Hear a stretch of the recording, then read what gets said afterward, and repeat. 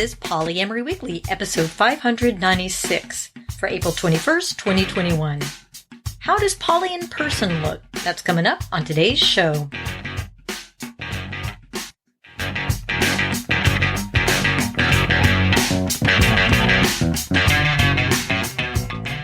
Hello, everyone. I'm your host, Minx, here with your co-host, Lustyguy. Happy and lucky to be here, as always. And just a reminder that this is an adult show about really lascivious things, like honesty and communication about sex and relationships. If you're under 18, please do stop listening and visit scarletteen.com. So fun stuff for our host chat this week. We are in the top 20 podcast about polyamory, as listed by FeedSpot. Yeah, well, of course, right. You know, I've noticed that there seems to have been a decrease in the listicles, basically articles that are just lists of things, which is probably a good thing. Makes me a little sad because it was really easy to get on those lists, but I'm glad there's somebody still doing it. Well, you know, this is one of those things where when somebody agrees with me or somebody who tells me how smart I am or somebody who tells me how good looking I am, well, I know they're a genius right then and there. And that's really all I need to know. So, thanks. You're obviously a genius. You got great tastes. And, were we the number one? What number were we? We were number one. Well, yeah, see, like I said, geniuses. Geniuses. Well, so thanks FeedSpot for that lovely listicle and for putting us at the top. In other news, I'm mostly vaccinated. Well, both shots on board. Both shots on board plus 3 days now. So within about 10 or 11 days, I will be fully vaxxed. So what am I going to run out and do? Pretty much nothing, because the UK variant is running roughshod over all of Washington. So I'm going to wear a mask and not go to restaurants. I am getting a massage. Well, and I suspect we'll be having some friends who are vaccinated over for maskless gatherings in limited quantities. Deck dates, right. Mm-hmm. I was thinking usually we would only have 1 or 2 people over at a time. We'd sit 6 feet apart. Sometimes we take off our masks to eat or drink, but we're pretty strict on that since we're all pretty high risk. So, yeah, I was thinking of maybe upping that number to having maybe 5 vaccinated people over at a time. Ooh, you scamp. On the deck? I know. That's pretty much all that's going to change, though. That plus my massage therapist has been fully vaxxed for a month or 2. And I really, really, really would love to go to see my massage therapist. Well, and we also made being fully vaccinated a condition before doing any traveling. Yes. And we do have traveling coming up, so that's changed as well. That's true. We're going to Hawaii in June, so there's that. Yay. Yay.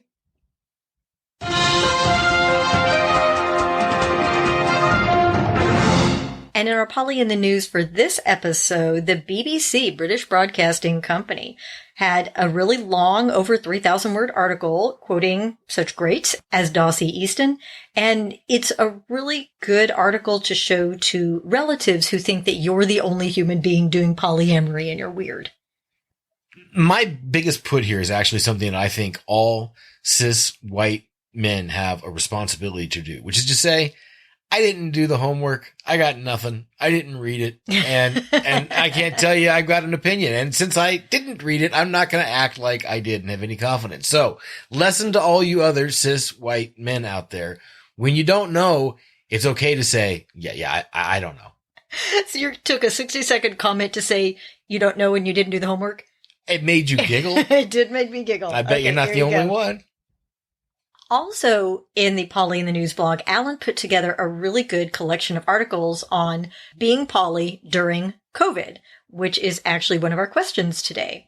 And there are a couple of really good articles in there about poly relationships being under strain during the pandemic, because, our pods can be very large and you have to make decisions about who's in your pod versus, who you're not going to see for a while. It's okay, buddy. Blue had something to say about that. He hears something happening. You're in my pod. Blue, it's all right. There's an article from the Feminist Refinery 29 about how poly people are surviving the pandemic, and then a less happy one from Huffington Post on losing your poly relationships to other people during the pandemic. So a nice, balanced bit of coverage.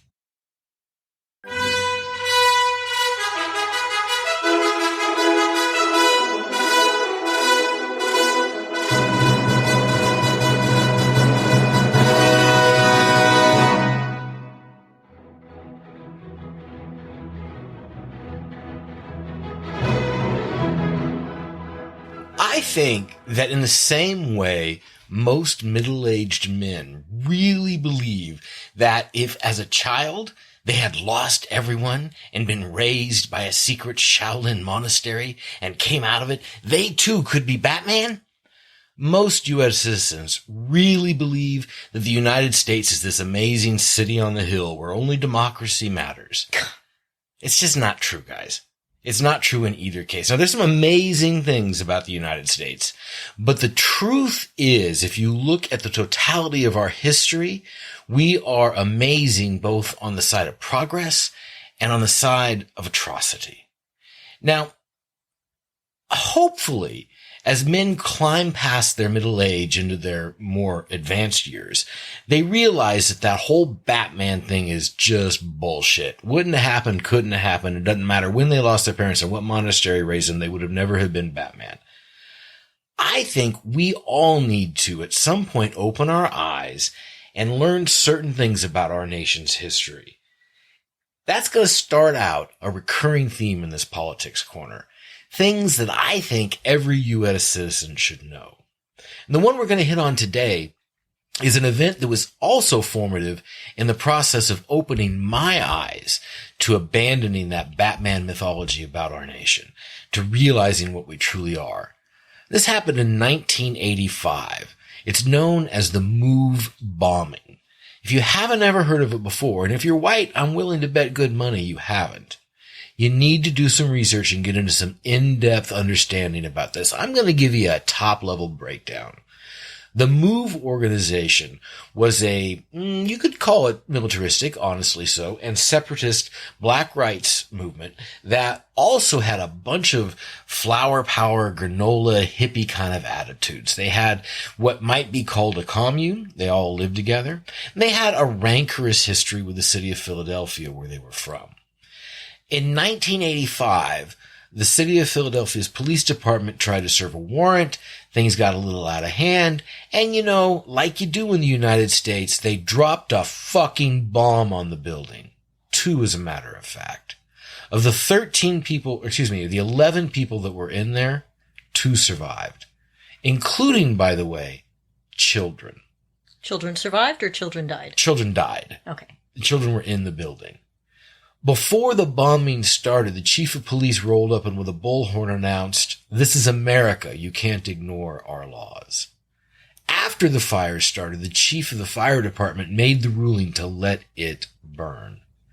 Reports said that as people fled the fire, the police opened fire on them. Naturally enough, the police deny that. I know where I would bet the truth lies. Now, as if that were not bad enough, and by the way, I remember when this happened. I saw the news at the time in 85. I was stunned. Again, I still thought I could be Batman. This was part of how I learned I couldn't. Roll forward now to what year is it again? Oh yeah, it's 2021. 2021, that's right. Do the math. What is that? That's 36 years. 36 years later, it turns out the bones of one of the children that were killed in the bombing, against the family's wishes, have been in the custody of universities for study, in quotes. Study of what? Study of the bones. Because this is the United States. And that's how black folk get treated. The kicker to the saga of this child's bones is that now, after all of these years of them being held by academic institutions, they've gone missing. Nobody knows where they are. So it wasn't bad enough to deny their family the ability to bury them. It wasn't bad enough to study them without permission. Now, Now white folk involved are shrugging their shoulders and saying, we lost it. I desperately hope somebody in that chain of custody stole those things and are going to give them back to the family. The move bombing. If you're white, you owe it to every black person in this country to do a touch of research and look at that. And then to sit with and think what it means that people thought it was all right for this child's bones to be denied to her family so that they could study it. We'll provide some links in the show notes. I have to admit, I didn't know about the move bombing, and you didn't put this in the show notes until 2 seconds ago, so now I'm the one who says, I don't know anything about this, and thank you for the homework. Now, I know we didn't actually have it in our show notes, but I feel like after that, we should talk a little bit about the Chauvin verdict. What do you think? Oh, speaking of being caught flat-footed, well, sure. What can you say about the Chauvin verdict, except it is the rare example of the system getting it right. But it is not a clearing of the system. Everything is just as racist as it was before. There was videotape. The jury was able to get it right in this one case. Thank you. Note of appreciation for that. With a note of awareness that systematic change has not yet come. A note of sadness for all the black folk that have been killed by police that have not won in court or even seen a day of court. And, a note of profound sadness to George Floyd's family. Indeed. I read that there have been over 1,600 black folk killed by police, and 5 cops to date have actually been held accountable, have been found guilty. Yeah. And this doesn't help Philando Castile or Breonna Taylor or any of the others. And frankly, if it weren't for the video that 17-year-old took, we wouldn't even have had this. We would have been stuck with that original police statement, which left out some really key parts. And it's the reason why, when the police department puts out a statement like that, how could anybody trust anything the police have to say? I'm glad that Chauvin was convicted on all 3 counts. But as you say, it's not fixing the system. We literally had to have a video of this murder, and they still had to think about it for a while. We still had to, we still had a trial and everything. Having a trial is a good thing, right? True. It's not as if there's any availability of evidence that means you don't have to have a trial. Oh, that's so clear. Nah, just go ahead. But having said that, no, the system is every bit as broken as it was before and still needs to be fixed. We still need to rebuild the police system in the United States from the ground up. And by the way, I want to be really clear when I say that. That is not an attack on individual police officers. I may anger some of our more lefty listeners when I say this. It is not the individual fault of the police on the beat that the system is screwed. That system that is screwed is damaging those cops as well. I work with a lot of cops. I know a lot of police officers over the years. And in the same way that I have said women can accumulate man damage, which I think when you hear the term, you probably know what it is, damage that women accumulate over a series of relationships with men who, don't know their ass from a hole in the ground. So too do law enforcement officers accumulate what I call cop damage. Damage from doing their participation in that broken system every day. Now, am I asking you to give the same amount of sympathy to the police as George Floyd? Of course not. Don't take my words out of context and think so. I am saying that it is not an individual problem. It is a system problem that requires system-wide changes to address. No single verdict's going to do it.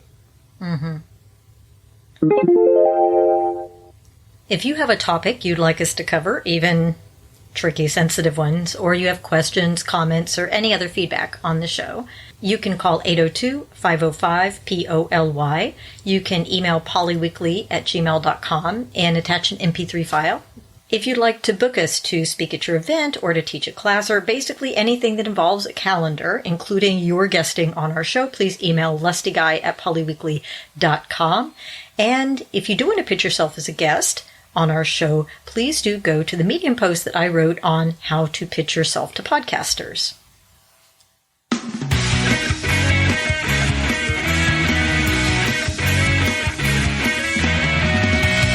So today is a double banger. We have two topics.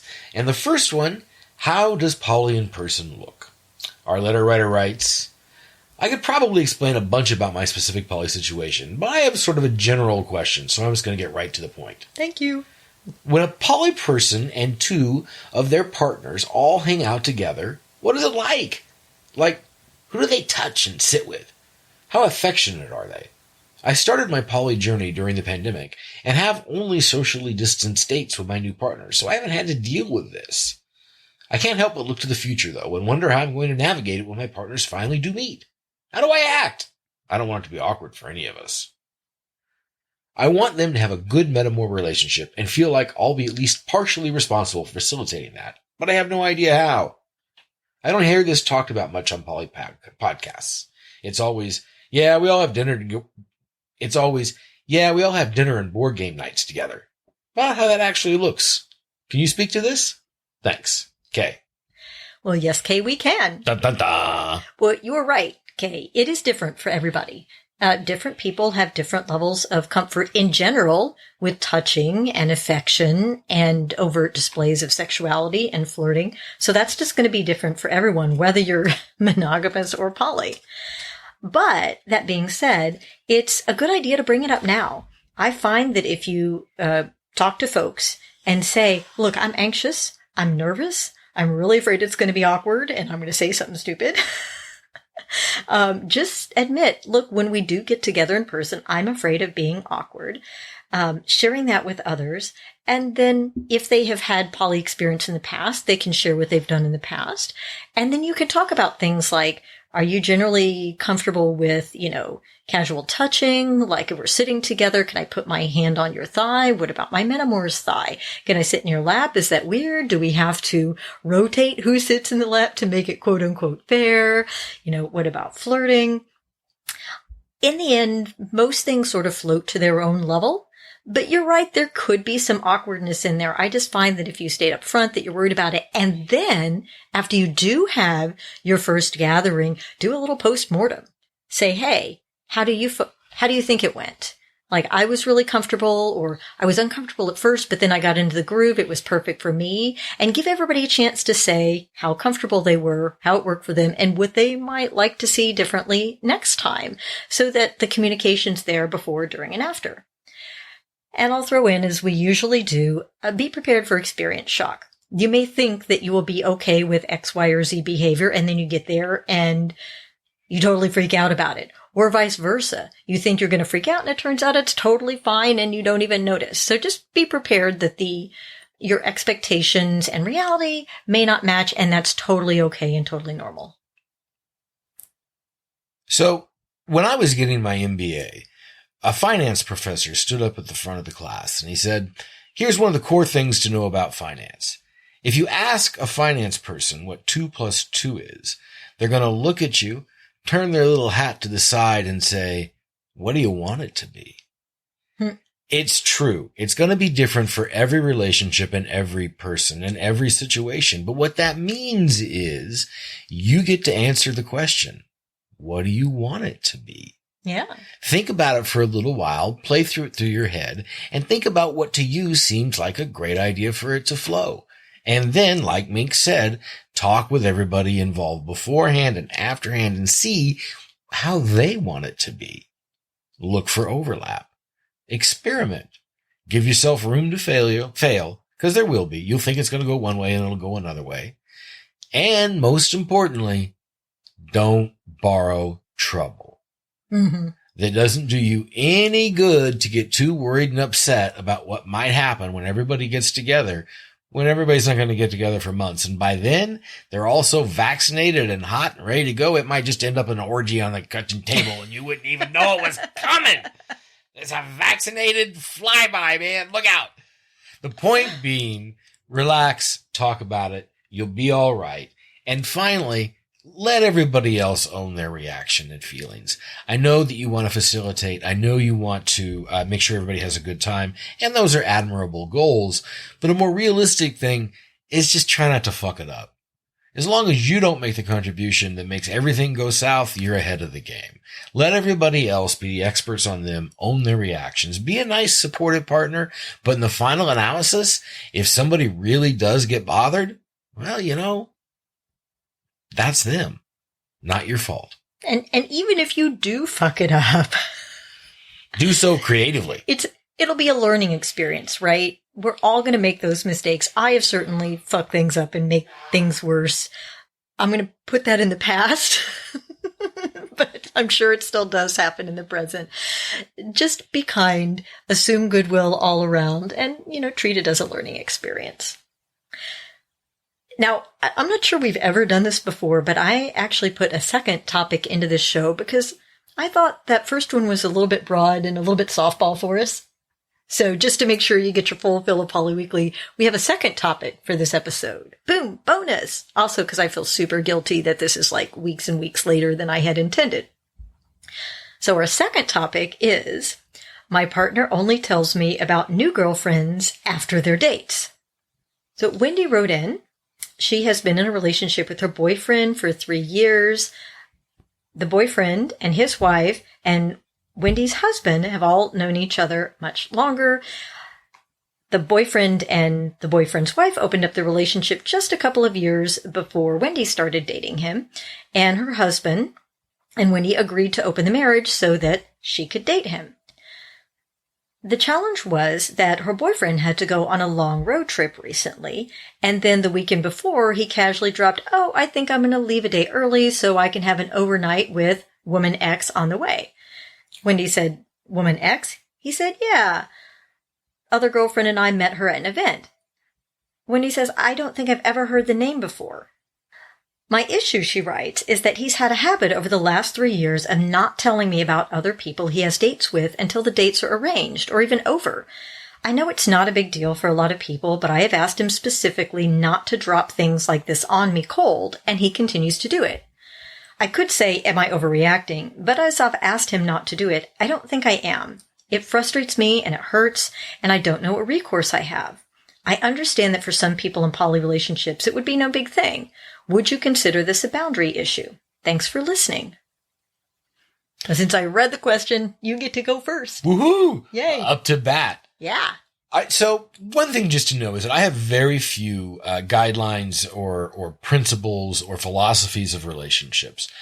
One of them very clearly is, though, no surprises. Mm-hmm. I like to not be surprised by my partners about things that have emotional importance. I'd much rather hear when we see clouds on the horizon than hear about it when the gale is blowing. So I'm not going to tell you you're overreacting. I'm with you. I don't want to be surprised by that stuff either. Furthermore, I'm going to just take a second to deconstruct the notion of overreacting. Overreacting is often a way for somebody, particularly men, to discount women's reactions. For them to say, you're just overreacting, so I don't have to listen to you. I got news for you. If we're talking about feelings, there's no way to overreact. However you feel, you feel. Actions, of course, are another matter.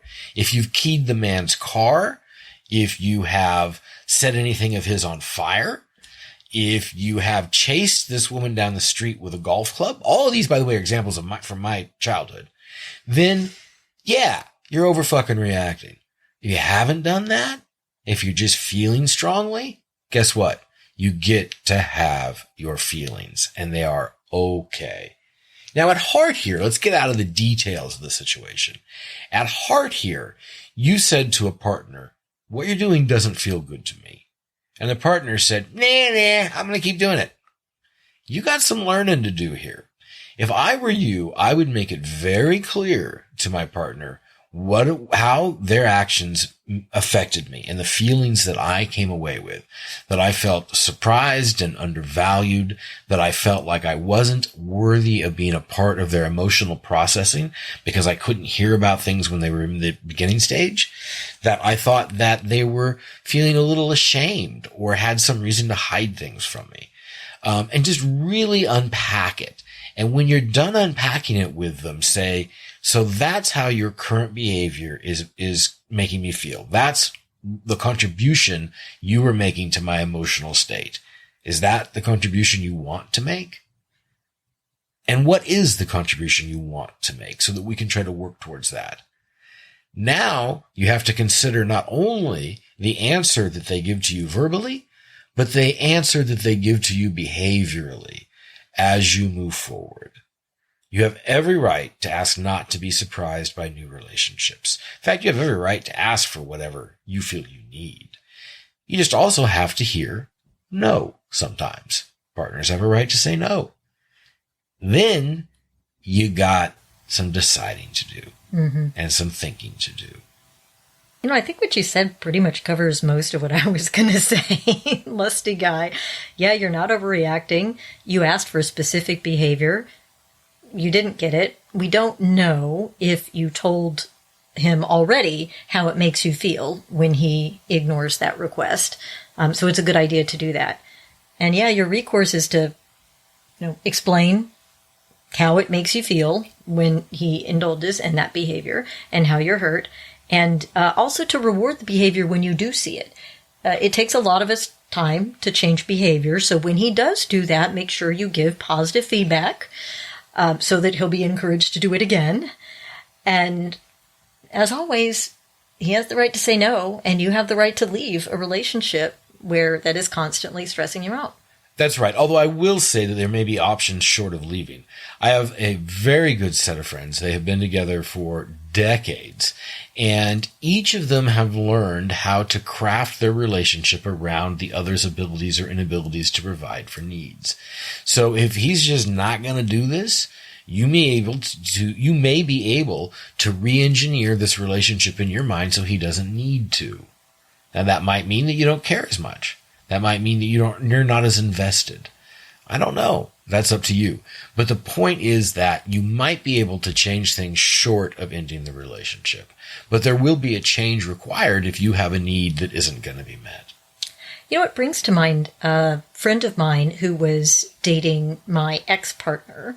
And I remember, maybe I was still with him at that point. I can't remember. It's too long ago. Anyway, but he had taken on a new partner and basically opened up his Google Calendar to her, and he would sometimes forget to tell her about dates. And when they would see each other or talk next time, he would say, oh, by the way, I have a date with so-and-so. And she's like, you know what? It's fine because I saw it on your calendar, so I already knew. And so it may be something where as simple as, like, if he's a Google Calendar person, putting it on a calendar, maybe that will help. I don't think it's an excuse, a replacement for communication, but little tricks like that might certainly help. Join the community on Facebook at facebook.com/polyweekly or Twitter at polyweekly or at cunning.minx, Instagram at cunning.minx, or now on TikTok as at cunning.minx. Our feedback this week is from Matt. Matt was our listener whose letter we read on episode 593, How to Handle Going Platonic. And here's his update. Hi, I hope you're both really well. I missed your uploads, and recently I checked back to see if you'd returned. To my gleeful surprise, you did. I also saw that you actually did respond to that message I sent in all of those long months ago. Yeah, sorry it took a while. And I really enjoyed your episode about it. Looking back, I was pretty disheartened about the whole situation when I messaged because it was pretty fresh then. Turns out that not long after I sent my question to you, Emma would cease communication entirely out of nowhere. Pretty sure it counted as ghosting and would not really what you said about time not talking, but I could be wrong. Yeah, that's ghosting, by the way. But in that time, I really did have a ton of time to myself to go through it all, and I think I've grown from it. While I didn't hear your advice now, back then, I did essentially come to terms with a lot of what you said. I think you're both accurate with how you looked at things, as usual, and with hindsight being, not going to say it, it was tough for a while, but I definitely got through it and am feeling good about a lot of things, minus the pandemic that happened since then and still continues. You are, however, Matt writes, not going to lose a follower. You two are absolute gems, and I appreciate so much the work that you do as educators to so many different people. I love learning from you, and I hope I continue to take a great appreciation for the awesome work you do. Thanks, Matt. Genius. He's a genius.